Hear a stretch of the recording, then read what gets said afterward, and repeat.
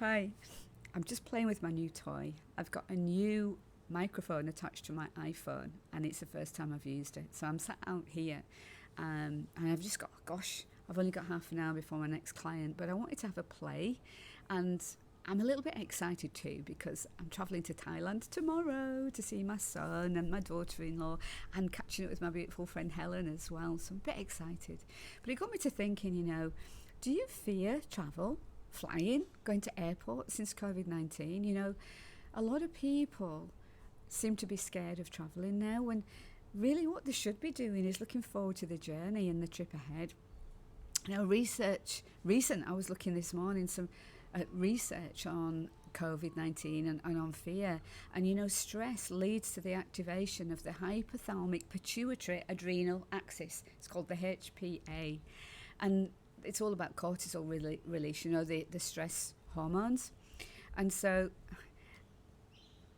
I'm Angie Farlam, and I am a hypnotist. I'm also an NLP trainer and coach. And so I was looking at this research paper regarding fear and COVID and the autonomic nervous system.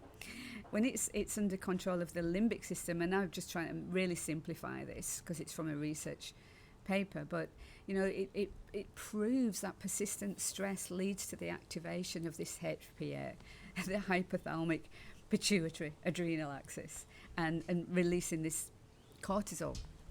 So it's like what I wanted to share with you right now is like the WHO, the World Health Organization, they've been finding how stress not only affects our moment-to-moment fears and anxiety and how we live our life, but it can actually prevent it can have us dying sooner than we should, like up to 7 years.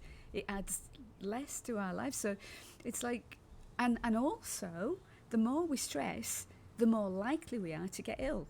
So the more you're worrying about getting COVID, the more likely you are to get COVID.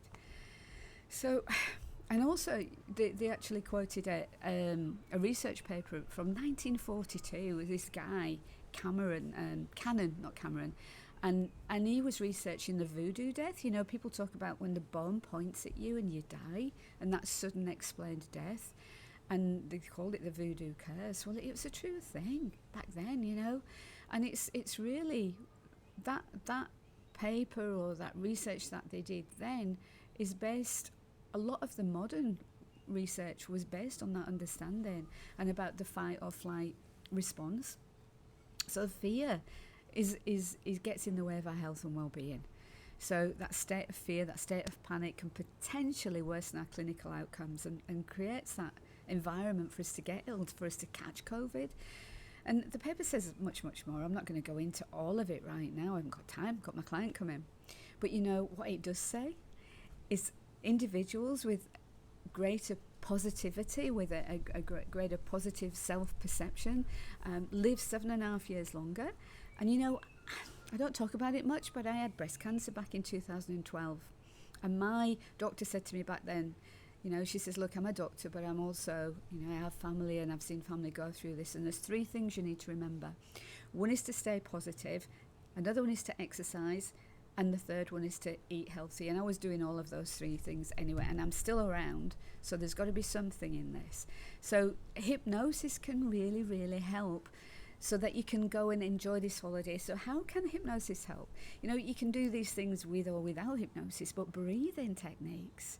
There's heaps of breathing techniques out there now. So you can look at a book for a formula. You can look on Google for a formula. But hypnosis is a really good way of calming down your breathing, to focus on that deep belly breathing, and it helps to relax the noise inside our mind.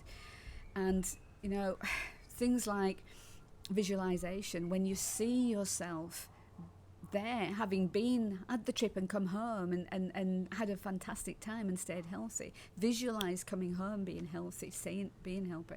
Visualization's amazingly beneficial. Also, creating that use of your imagination. You can imagine having it being protected by some sort of invisible bubble that's protecting you. All of these things can help, and I know this for sure. breathe in. You can picture yourself arriving home safe after having a wonderful trip. And you can sort of imagine releasing all those stressful thoughts by drip. Just imagine them melting away out of your body, and you can imagine a beautiful healing light coming into your body and protecting you. All of these things we create from the inside out.